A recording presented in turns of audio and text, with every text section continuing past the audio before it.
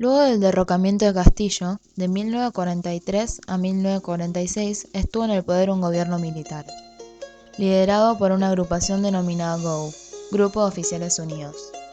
Desde esta, en los últimos años se comenzó a destacar una figura clave, el coronel Juan Domingo Perón.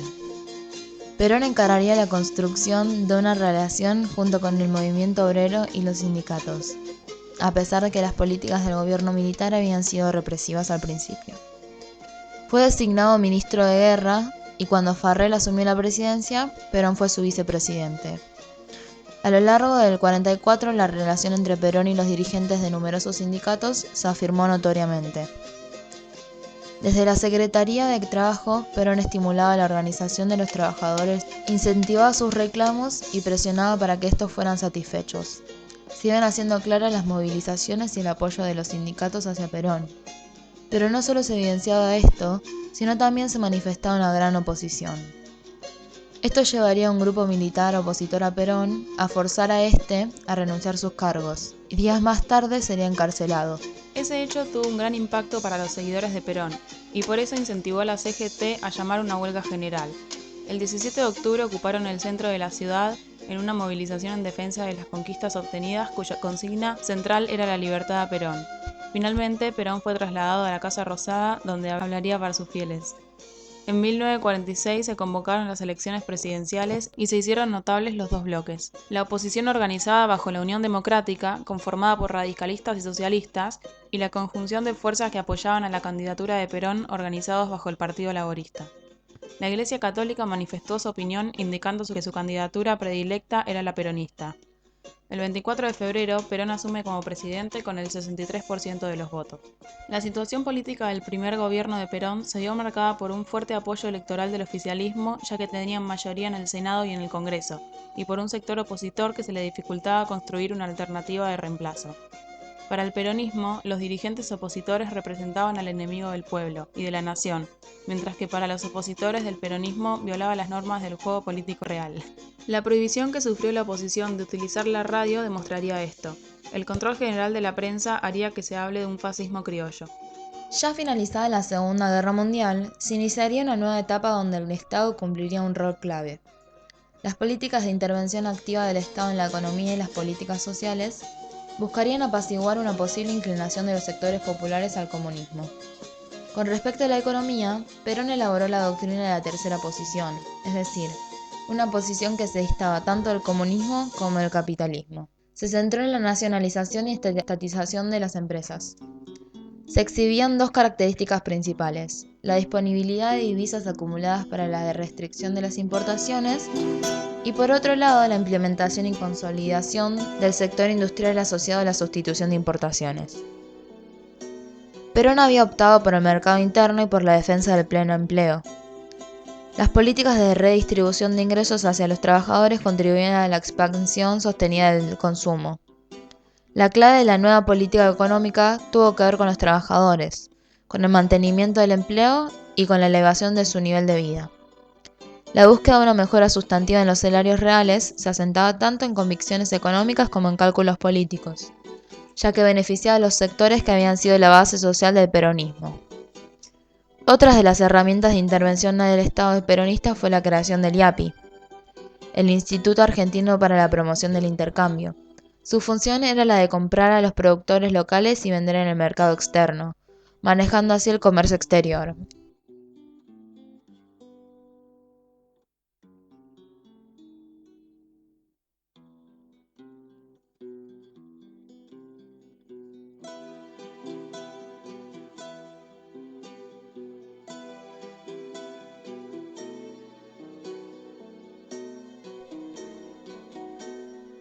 La mejora de los salarios actuaría como motor de la demanda interna, que a su vez sostendría las posibilidades de expansión de la economía del país y del desarrollo social.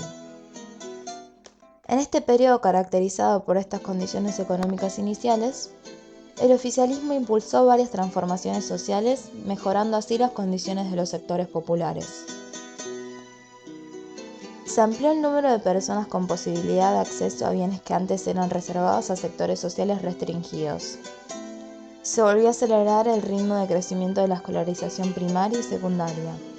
la extensión de las jubilaciones, las mejoras en la salud pública, la puesta en marcha de planes de vivienda, el congelamiento de alquileres, la apertura de créditos baratos para la construcción y la ampliación del turismo social. En 1949 se realiza la reforma de la Constitución Nacional, con el fin de insertar los principios sociales centrados exclusivamente en las libertades individuales y en remarcar algunos rasgos de su doctrina. En esta Constitución se establece la posibilidad de la reelección presidencial indefinida, evidenciando así rasgos autoritarios en su régimen que indignarían a socialistas radicales y a toda la oposición. La nueva Constitución peronista expresó la ambición de Perón de encarnar su propia doctrina como doctrina nacional, proyectando a Perón a la cima de su poder. A pesar de que encarnó un movimiento democratizador que aseguró los derechos políticos y sociales de vastos sectores, el peronismo cegó los ámbitos de participación autónoma y peronizó cualquier espacio de la sociedad civil a través de la propaganda masiva que saturaba los medios de comunicación y también la escuela. El peronismo venía triunfando, pero en 1949 el gobierno se vio amenazado por una crisis económica. Esta crisis consistió en el deterioro de los términos del intercambio, agravado por las malas cosechas debido a sequías y una importante inflación.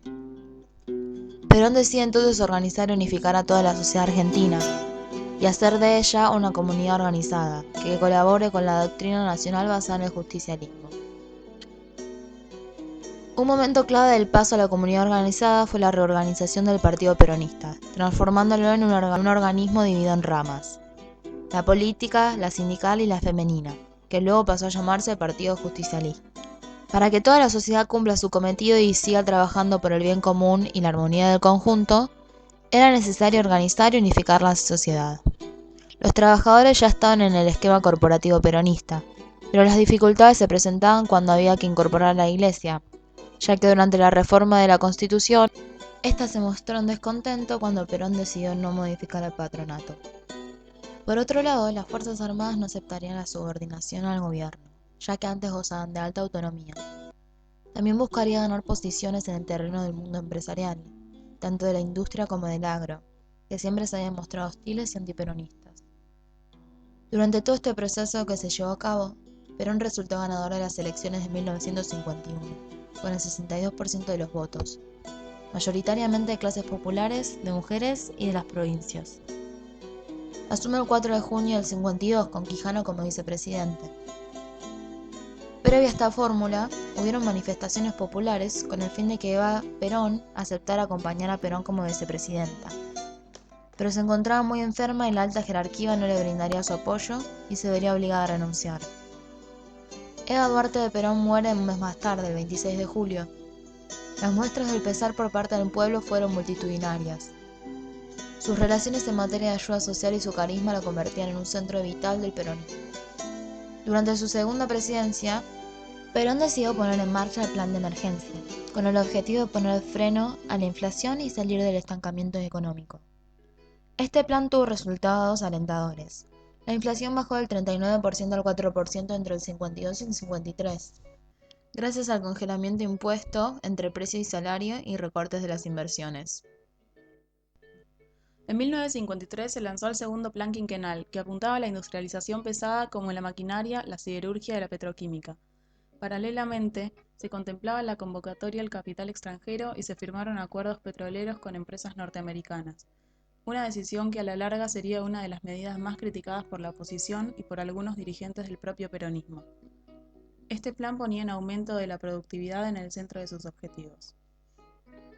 Sus más fieles seguidores comenzaban a terminar con su credibilidad hacia el gobierno, y la oposición aprovechaba esta tentadora ocasión para denunciar la traición de Perón, que se prestaba a vender al extranjero los recursos naturales argentinos. Durante este periodo, el clima político y social oscilaba entre paz y guerra, entre violencia y conciliación. En abril de 1953, la CGT se concentró en la Plaza de Mayo en defensa de Perón. En este acto público se produjeron terribles actos de violencia al estallar bombas entre la multitud colocadas por la oposición con el objetivo de voltear a Perón. La espiral de violencia reanimó en las filas peronistas el espíritu revolucionario, y fue este hecho el que abrió todavía más la grieta de los peronistas y antiperonistas.